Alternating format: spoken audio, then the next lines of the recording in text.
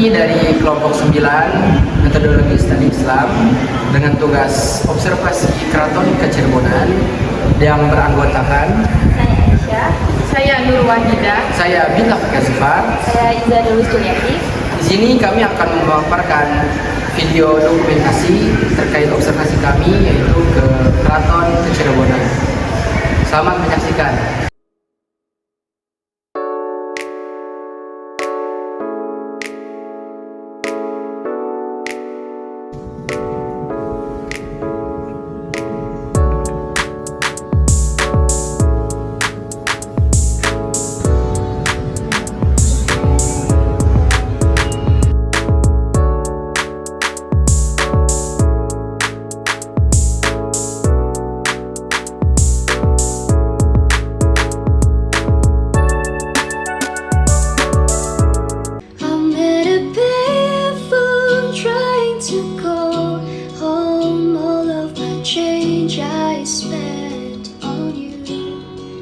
Where have the times gone, baby? It's so wrong. Where are the plans we made?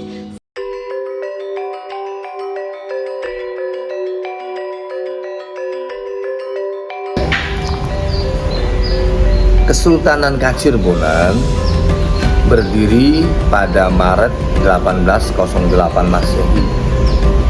Pendirinya sekaligus sultan pertamanya bergelar Charbon Amirul Mukminin.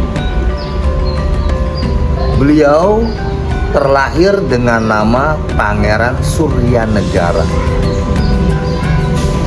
Dan setelah dewasa, dikarenakan beliau putra mahkota Sultan Kanoman keempat, Sultan Kanoman keempat namanya Pangeran Muhammad Herudin, beliau mendapatkan gelar Pangeran Raja Kanoman. Jadi bisa dikatakan Kesultanan Kacirebonan ini semacam pecahan dari Kesultanan Kanoman. Kenapa bisa terpecah dari Kanoman menjadi Kacirebonan? Nah, ini mungkin berawal ketika Belanda mulai masuk ke tanah Cirebon berkisar Mei tahun, maksudnya bulan Mei tahun 1795.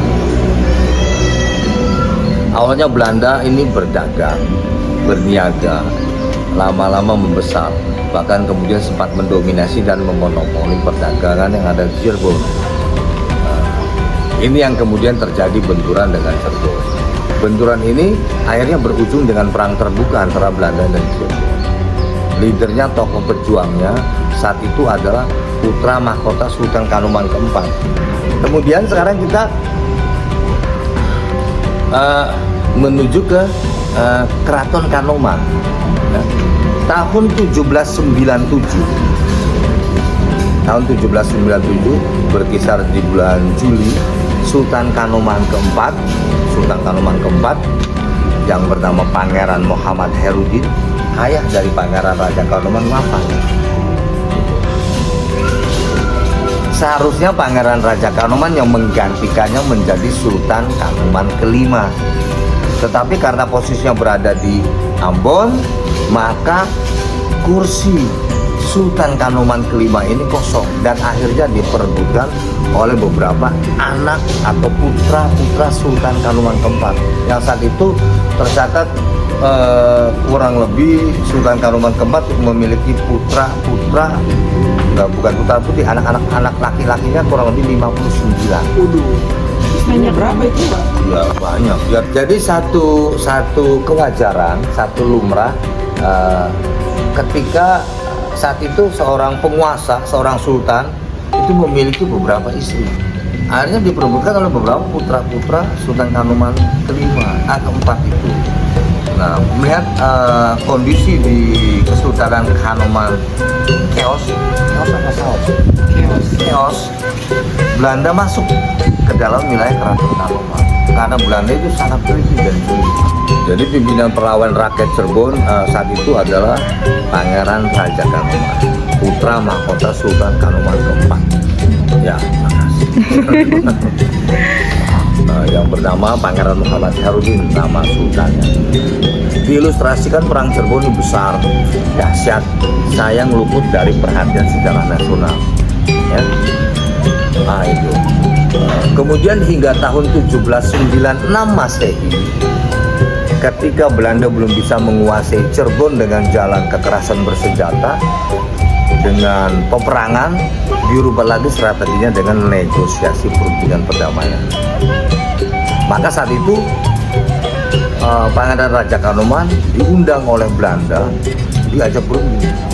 Saat itu Belanda diwakili oleh Residen Cirebon, namanya Willem Verbeek. Ya. Tempat perundingan perdamaiannya di rumah dinas Residen Cirebon. Dari beberapa putra-putra Sultan Anom keempat yang sekiranya bisa bekerja sama, yang kooperatif dengan Belanda. Maka yang dididik adalah Pangeran Imamuddin Abdus Soleh. Ini yang digadang-gadang oleh Belanda untuk menjadi Sultan Kanoman kelima, dan berhasil. Maka benar adanya ketika Pangeran Imamuddin Abdus Soleh menjadi Sultan Kanoman kelima, kebijakan politiknya lebih cenderung memihak kepada Belanda.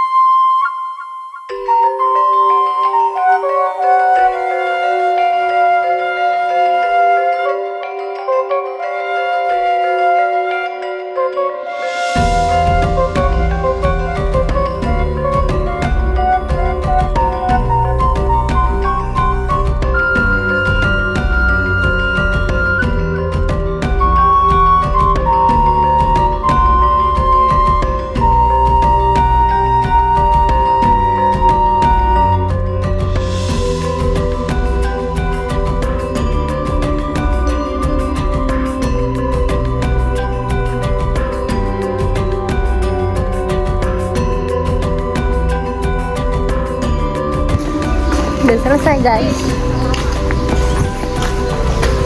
Mari pulang. Mari lah. Emang gimana mari? Emang pengen ditraktir rata. Oh, mendraktir. Mungkin cukup sekian video dokumentasi terkait observasi Keraton Kecirebonan dari kami. Kami kelompok 9 pamit undur diri, kurang lebihnya mohon maaf. Wassalamualaikum warahmatullahi wabarakatuh. Ayo sayang culik aku dong. Aku bosan di rumah cuma berenung. Sendirian hatiku jadi kosong.